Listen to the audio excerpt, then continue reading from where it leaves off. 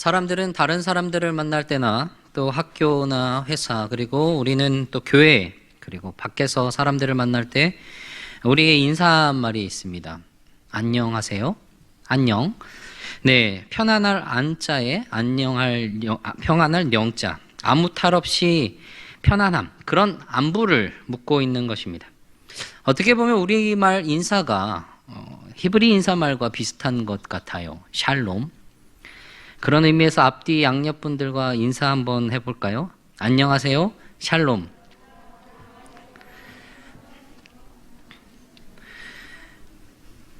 사람들은 자신들의 지인과 인사를 나누면서 그들의 현재 상태가 어떤 상태인지 궁금해합니다. 요즘 어떻게 지내니? 요즘 별일 없으세요? 이렇게 묻곤 하죠. 물론 삶에 지치고 현실에 치여서 형식적인 인사를 하게 되는 경우도 있지만 대부분은 나의 사랑하는 친구들, 나의 사랑하는 사람들, 그런 상대방에 대한 관심의 표현을 그렇게 담아두고 있는 것 같습니다. 요즘 여러분들의 상황은 어떠신가요? 관심입니다. 지난 설교에서 우리 빌립보서 1장 3절에서 11절까지의 말씀을 나누면서 바울의 감사하는 모습을 나누었습니다. 상식적으로 볼 때 전혀 감사할 수 없는 그런 상황인 것 같은데 바울은 정말 진심으로 감사하고 있었단 말이죠. 그 이유가 빌립보 성도들과 복음 때문이었습니다. 빌립보 성도들이 첫날부터 지금까지 복음을 위한 일에 참여하고 있었기 때문입니다. 그 복음 가운데 이 성도 간의 교제에서 바울이 확신하는 것이 한 가지가 있었습니다. 그것이 바로 선한 일을 시작하신 하나님께서 그 일을 끝까지 이루어내시리라는 그 믿음과 확신이었던 것이죠. 빌립보에 복음을 전할 때 그리고 그 복음을 받아들이고 교회가 세워질 때 그 모든 시작에 하나님이 계셨고 그리고 지금까지 하나님께서 이루어 주고 계셨던 것입니다. 그 확신이 있기에 바울은 예수 그리스도의 심장을 가지고 빌립보 성도들을 생각하고 그리워합니다. 그런 감사 가운데 바울이 기도하는 것이 있었어요. 너희 사랑을 지식과 모든 총명으로 더욱 풍성하게 하시기를 위해서 기도하고 있는 바울이었습니다. 그것을 통해서 선한 것을 구별하고 분별하고 진실하여 허물이 없으며 그리스도로 말미암아 의의 열매가 가득하게 될 것을 구하고 있었던 것입니다. 그리고 그 모든 감사와 기쁨 그리고 그 기도의 목적은 무엇을 위한 것이냐? 하나님의 영광과 찬송이 되기를 위해서였던 것입니다. 그런 궁극적인 모습을 바울이 이야기를 했어요. 바울이 자신의 이야기를 이렇게 쭉 했는데 어떻게 이렇게 이야기하고 있었던 이유가 있었습니다. 빌립보 교회와 성도들은 바울의 사정을 알고 싶어 했던 것이죠. 바울에 대한 관심이 있었던 것입니다. 바울이 어떻게 지내는지에 대해서 굉장한 관심을 가지고 있었다는 말이죠. 그리고 그 관심을 바울도 알고 있었습니다. 그래서 그들에게 인사를 나누고 빌립보 성도들에 대하여 하나님께 감사하고 그에 따른 자신의 기도하는 소망에 대해서 표현하고 난 다음에 이야기하는 것이 자신의 이야기인 것이에요. 자기 자신에 대한 이야기를 그렇게 설명을 해주고 있습니다. 그런데 생각을 해보면 지금 바울이 설명할 게 뭐가 있을까요? 지금 바울이 처한 상황이 어떤 상황이죠? 메인 몸, 갇힌 상황 아닙니까? 갇힌 그의 상황을 궁금해하는 성도들에게 이야기해 줄 것이 과연 얼마나 있을까 하는 생각이 듭니다. 오히려 밖에 있는 성도들이 지금 이 갇혀있는 바울에게 바깥 세상의 일들, 그 빌립보의 상황이 어떤지 그 상황 속에서 바울이 어떤 도움을 이야기를 해줄 수 있는지 그런 것들이 더 자연스러울 것 같아 보이는데 말입니다. 그런데 여기에서 바울이 굉장히 놀라운 말을 합니다. 12절이에요. 형제들아 내가 당한 일이 도리어 복음 전파의 진전이 된 줄을 너희가 알기를 원하노라. 이 구절을 보면서 질문이 생겨요. 내가 당한 일, 바울이 당한 일이 과연 무엇일까? 그리고 그것이 어떻게 도리어 복음의 진전이 되었을까? 그리고 그 일들을 통해 궁극적으로 너희가 이 빌립보 성도들이 알기를 원하는 것이 과연 무엇일까? 그러한 질문이 드는 것이죠. 그런 질문에 대한 대답들을 이 이후의 구절을 통해서 알려주고 있습니다. 먼저 내가 당한 일, 바울이 당한 일이 무엇일까요? 내가 당한 일을 직역해서 말하면 나에 관한 것, 바울에 관한 것이란 말이에요. 그에게 일어난 일, 그가 당한 일이 무엇일까 생각을 해보면 단순하게는 지금 로마에 갇혀 있는 그런 상황을 볼 수가 있습니다. 그런데 단순히 그 일만 이야기한 것은 아닌 걸로 보여요. 그에게 이미 일어났던 일들을 통해서 빌립보 성도들이 그 일들이 어떤 일을 이루어냈는지를 알았으면 좋겠다고 이야기를 하고 있기 때문입니다. 그럼 바울이 당한 일이 무엇입니까? 지금 바울이 어디에 있어요? 로마에 있습니다. 감옥에 갇혀 있어요. 옥살이를 하고 있는데. 그런데 단순히 이 옥살이를 하고 있다는 것으로는 바울이 당한 일을 표현하기는 너무나 부족합니다. 여기까지 오는 길, 이 로마의 감옥에까지 오는 길이 바울에게 굉장한 많은 일들이 있었기 때문이죠. 그가 당한 일들을 다시 한번 생각을 해보아야겠습니다. 바울의 역경에 대해서 그가 이야기한 것이 있어요. 옥에도 갇히고 매도 많이 맞고 죽을 뻔했다고 이야기를 하면서 자신의 그 고난의 길을 이야기를 했습니다. 고린도후서 11장 24절부터 27절인데 유대인에게 40에서 하나 감한매를 5번 맞았으며 3번 태장으로 맞고 1번 돌로 맞고 3번 파선하고 일주야를 깊은 바다에서 지냈으며 여러 번 여행하면서 강의 위험과 강도의 위험과 동족의 위험과 이방인의 위험과 시내의 위험과 광야의 위험과 바다의 위험과 거짓 형제 중에 위험을 당하고 또 수고하며 애쓰고 여러 번 자지 못하고 줄이며 목마르고 여러 번 굶고 춥고 헐벗었노라. 바울이 당한 그 고난들을 이야기를 하면 이 본문을 빼놓을 수가 없는 것이죠. 매도 맞고 돌도 맞고 사람들에 의해서 이런 고난을 당하고 또 바다와 강과 또 광야와 같은 여러 환경으로 인해서 또 위험을 당하기도 했습니다. 그러나 이 일들을 통해서 바울이 이야기하고자 하는 것은 이 모든 일들이 복음이 전파되는 일을 위하여 이루어진 일이라고 말하고 있는 것입니다. 복음의 진전을 이루었던 일이라고 이야기를 하고 있는 것이에요. 여기 지금 바울이 로마에 있는데 로마로 오는 길도 한번 생각을 해보겠습니다. 바울이 죄수로 이곳에 오게 됐어요. 그 길도 상당히 험난했습니다. 이 일이 예루살렘으로부터 시작이 되는데 그럼 그렇게 될 것을 모르고 바울이 예루살렘으로 들어갔어요? 아니죠. 사도행전 20장에 보면 바울은 자신이 처할 일을 예루살렘에 가서 자신이 당할 일을 이미 알고 있었습니다. 사도행전 20장 22절 23절이에요. 보라 나는 이제 성령에 매여 예루살렘으로 가는데 거기서 무슨 일을 당하는지 알지 못하노라. 오직 성령이 각 성에서 내게 증언하여 결박과 환난이 나를 기다린다 하시나. 자신이 무슨 일을 당할지는 구체적으로는 알지 못하지만 그가 분명히 아는 한 가지가 자신에게 기다리는 것이 결박이고 환난이라는 것입니다. 자신이 예루살렘으로 돌아가면 결박과 환난이 그에게 있을 것이라는 것을 그는 분명하게 알고 있어요. 그 말대로 바울이 예루살렘으로 들어갔습니다. 거기에서 자신을 변증하려고 했지만 동족 유대인들 마치 폭도와 같이 그를 괴롭혔습니다. 무리들을 충동해서 그를 때리려고 붙잡고 죽이려고 했습니다. 바울이 결국 그렇게 부당하게 갇히게 되었고 심지어 이들은 바울을 죽이려는 음모를 꾸몄어요. 모욕과 수치와 악의적인 허위 진술과 여러 가지 음모들, 거기에다가 돈을 바라는 관리로 인해서 옥살이가 길어지기도 했습니다. 폭동, 이 가이사랴에서의 2년간의 투옥.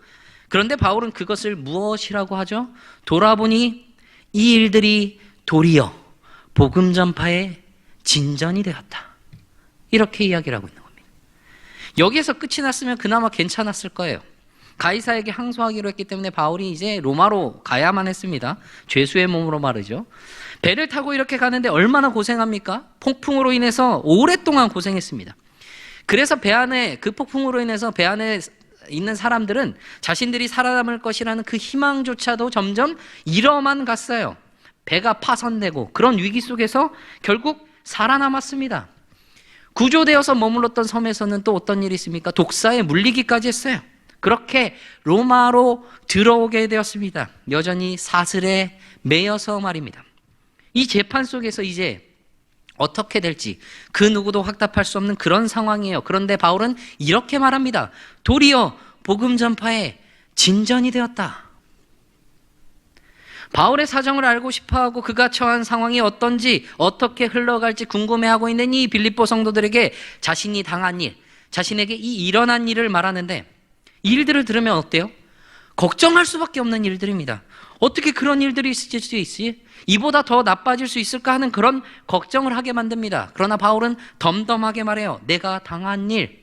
그러나 그에 비해서 분명하게 성도들에게 알리고자 하는 그 말, 복음 전파는 진전이 되었다. 그 말입니다.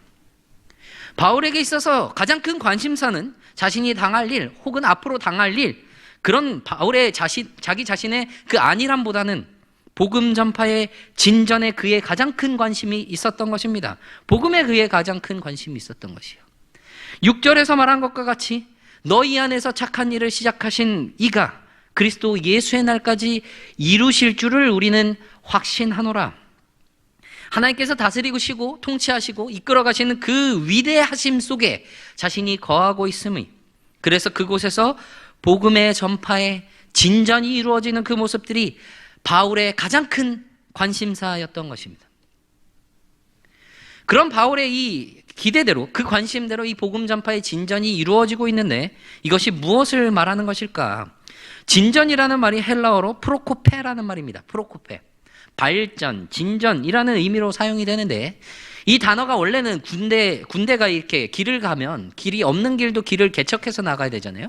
그래서 그 군대를 위해서 길을 개척해 나가서 군대가 진군하는 일을 원활하게 하는 일을 의미할 때 사용되는 단어입니다.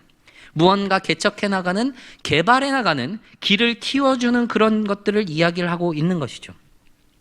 그러니까 바울의 지금 상황이 어떻게 보면 복음 전파에 너무나 방해인 것 같고 무언가 강제로 멈춤을 당한 것과 같은 그런 상황처럼 보이지만 실상은 그렇지 않다는 거예요. 오히려 복음을 전하고 하나님의 진리가 널리 전파되는 그런 것에 디딤돌이 되고 그 길을 열어주는 역할을 하고 있다고 이야기를 하고 있습니다. 비록 바울은 여전히 메인 몸이지만 하나님의 복음은 결코 매이지 않음은, 아니 매일 수 없음을, 그 누구도 그것을 매일 수 없음을 이야기를 하고 있다는 것이죠. 디모데후서 2장 9절에서도 바울이 이야기를 합니다. 복음으로 말미암아 내가 죄인과 같이 매이는 데까지 고난을 받았으나 하나님의 말씀은 매이지 아니하니라.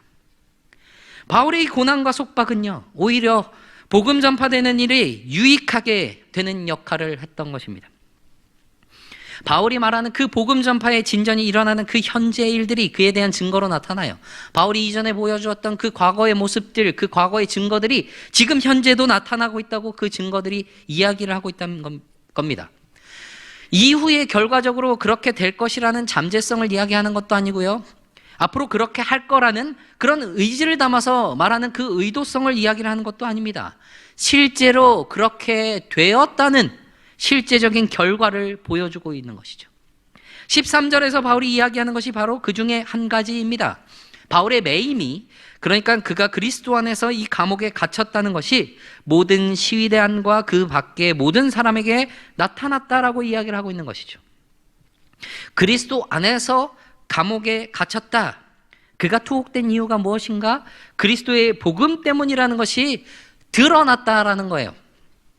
이전에 바울이 복음을 전할 때 어땠습니까? 자유로운 몸으로 복음을 전했습니다. 여러 지역을 다니면서 회당에서, 그리고 강가에서, 때로는 장터에서도 복음을 전했습니다. 참 다양한 사람들을 만났을 거예요. 그런데 13절에서 바울이 만난 사람들은 이전에는 결코 만날 수 없었던, 만나지 못했던 사람들이었습니다. 오히려 바울이 감옥에 갇히지 않았으면 어떻게 이들을 만날 수 있었을까 하는 의문이 드는 그런 사람들인 것이에요. 시위대라고 말하는데 이 시위대라고 번역된 헬라어 단어의 원형이 프라이토리온이라는 단어입니다. 로마 집정관의 집무 장소를 가리키는 건데 총독의 관저죠. 총독이 머물고 있는 그 곳입니다. 그런 의미로 볼 때 여기에서 말하고 있는 이 시위대가요, 황제 직속의 로마 방위를 책임지고 있는 시위대로 볼 수가 있는 것입니다. 황제의 정예 부대 중에서도 최정예인 그런 부대인 것이에요. 그래서 이들은 보통은 황제의 그 최측근이 그 책임을 맡게 됩니다. 거기에 황제 측근이면 어때요? 황제의 친척들이나 귀족들이나 그 다른 친척들과도 굉장히 깊은 관계가 있었을 겁니다. 그런 곳에 바울이 수감된 상태에 있었고 시위대원들이 돌아가면서 그를 지켰을 거예요. 시위대가 지금까지 근무하면서 얼마나 많은 사람들을 봤겠어요? 숱한 부류의 죄수들을 보았을 겁니다. 높은 사람부터 굉장히 위험하고 중요한 사람들까지 많은 사람들을 보았을 겁니다. 그런데 그 많은 사람들과 이 바울이 무언가 다른 점이 있는 것이죠. 재판을 기다리고 있는 이 죄수가 지금까지 보았던 죄수와는 너무나도 다른 겁니다. 대체 이 사람은 무슨 죄로 온 거지? 도둑도 아니고 강도도 아니고 아니면 사기꾼도 아닌데 혹은 반란을 꾀한 사람인가? 도무지 그가 어떤 죄수인지는 알 수가 없었던 겁니다. 그런데 이상한 거는 그거 하나가 아니에요. 굉장히 평온해 보이는 이 죄수가 입만 열면 말하는 사람이 있습니다. 예수 그리스도.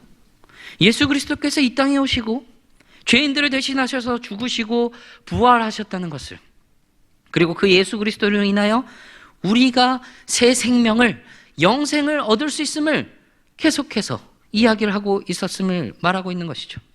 아, 이 사람은 예수 그리스도로 인해서 갇힌 사람이구나. 이 사람은 예수 그리스도 때문에 매인 사람이구나. 모두가 알게 된 겁니다. 시위대와 간수들 그리고 그들의 가족들까지 말입니다. 갇힌 상황에서도 고난 중에서도 복음을 전하는 그리스도의 향기를 전하는 모습이 바울에게서 나타났던 것이죠. 그래서 이 바울의 매임으로 인해서 새로운 사람들에게, 새로운 대상들에게도 복음이 전해지게 된 것입니다. 또 다른 한 가지 일이 14절에서 말하고 있는 일이에요. 바울의 매임으로 인해서 확신과 신뢰가 커진 사람들이 있었습니다. 앞장서서 복음을 전하던 이 바울이 잡혔어요. 그럼 이제 복음의 전파에 그 열정이 꺾이고 복음 전도의 길이 축소될 것만 같은 그런 것을 예상을 하게 될 수도 있었을 겁니다. 걱정할 수도 있었어요. 그러나 오히려 수많은 사람들이 복음 전도자로 일어나서 바울의 공백을 메우고 있었던 것입니다. 바울이 당한 이 고난인, 그 매임이 처음에는요, 어땠겠어요? 두려웠을 겁니다. 바울도 잡혔구나, 저렇게 매여 있구나라는 그 두려움에 다가왔을 수도 있어요. 그런데 그것으로 인해서 복음 전하는 일을 처음에는 망설였을 수도 있습니다.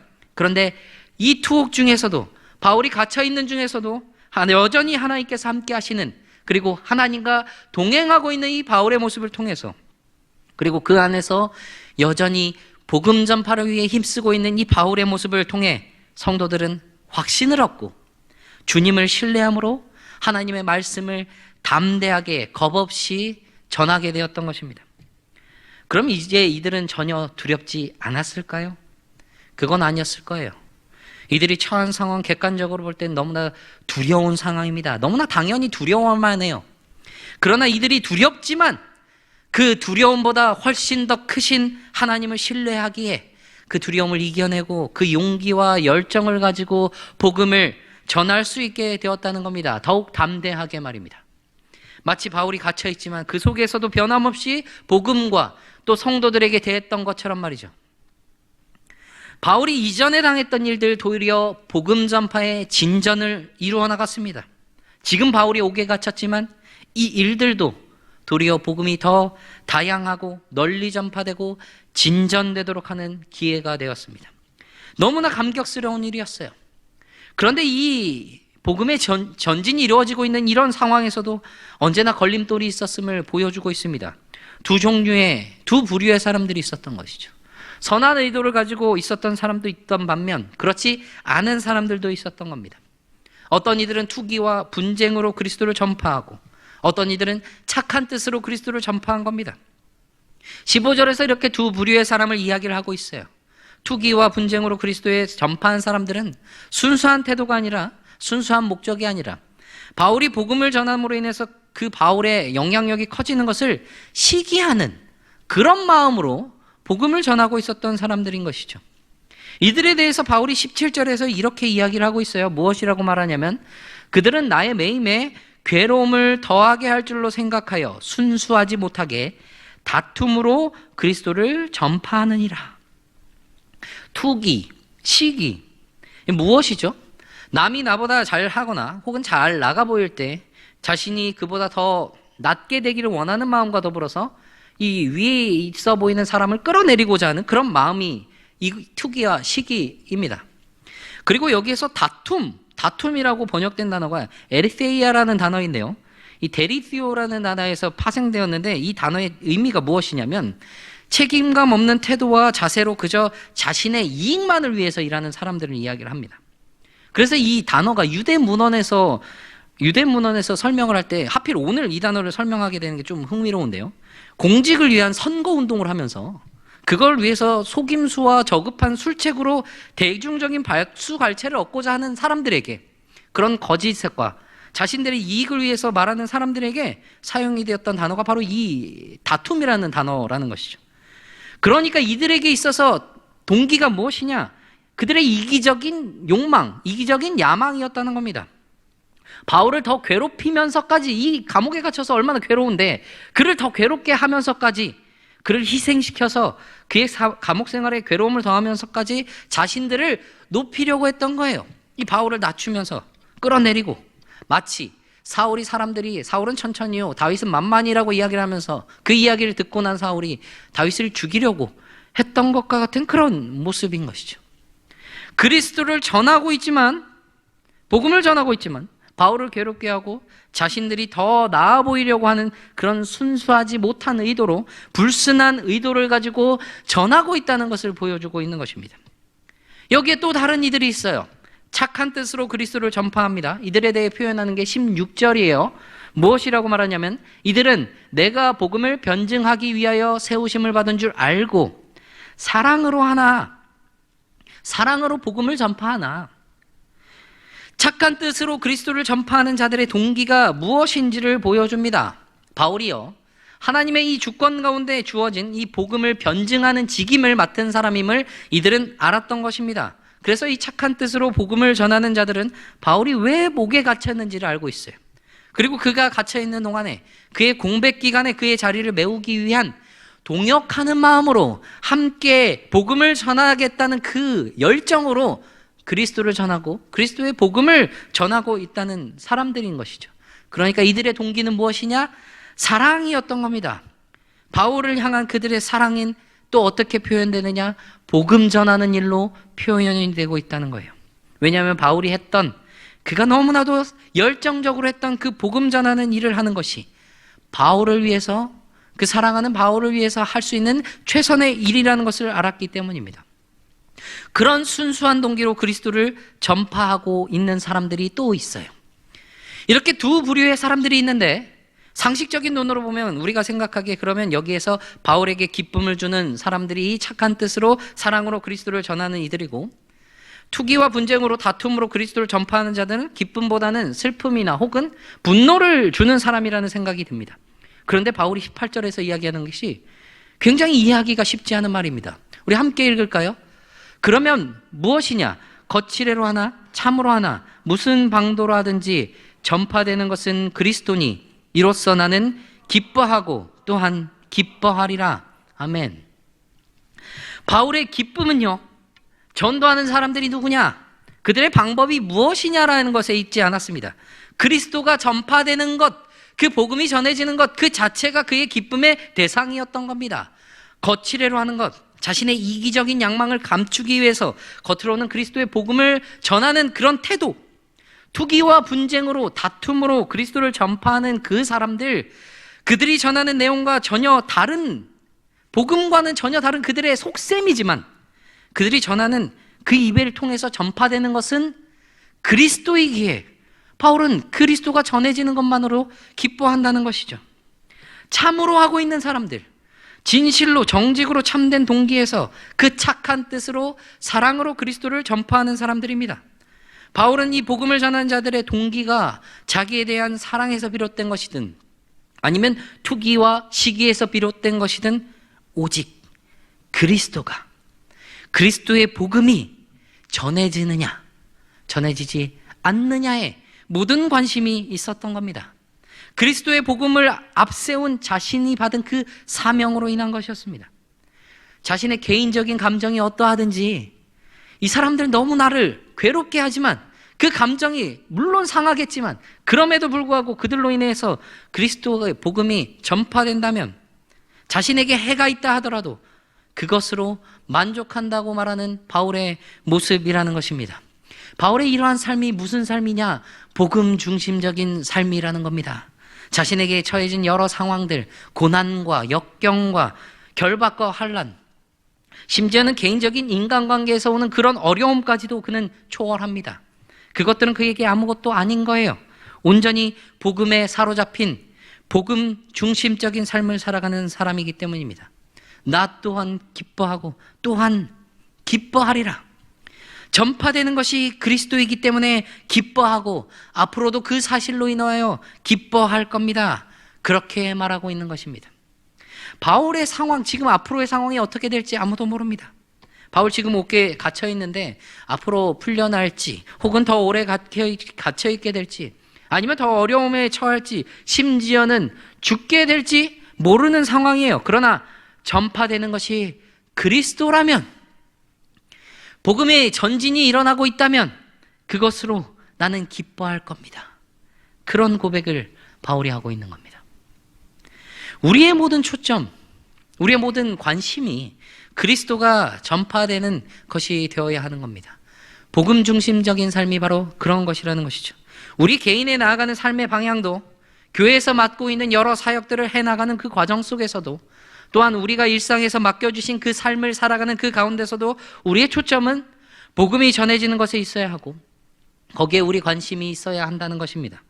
비록 우리는요, 어렵고 괴롭고 힘들 때 우리의 걸음을 멈추기도 하지만 복음은 결코 멈추지 않는다는 것을, 복음은 결코 매이지 않는다는 것을 우리는 분명하게 인식을 해야 하는 겁니다.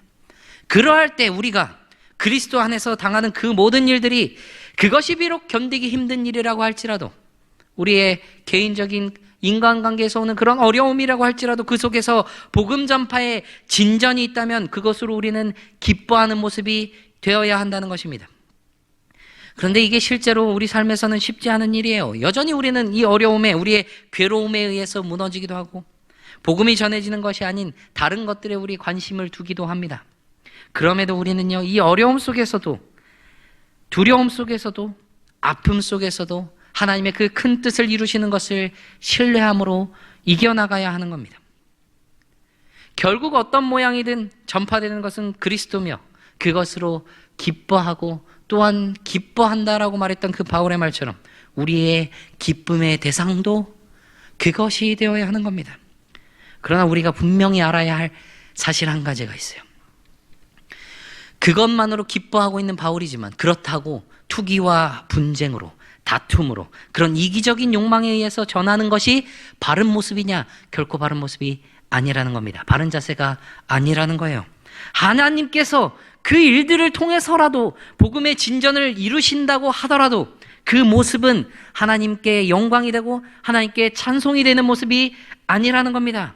그러면 우리는 어떻게 전해야겠습니까? 투기와 다툼으로 전해야겠습니까?